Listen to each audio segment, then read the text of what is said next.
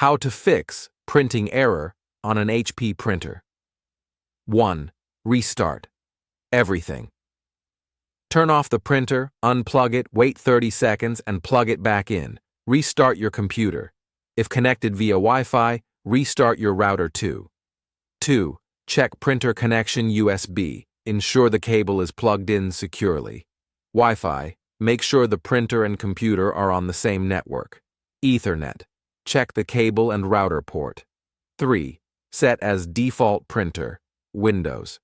Go to Control Panel. Devices and Printers. Right-click on your HP printer. Click Set as default printer. 4. Clear print queue.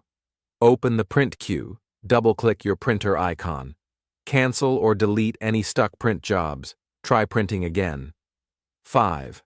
Run HP Print and Scan Doctor, Windows.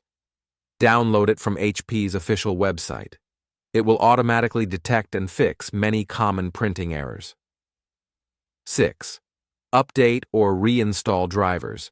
Go to HP Support and search for your printer model. Download the latest printer drivers, software. Uninstall old drivers before reinstalling. 7. Check for hardware issues.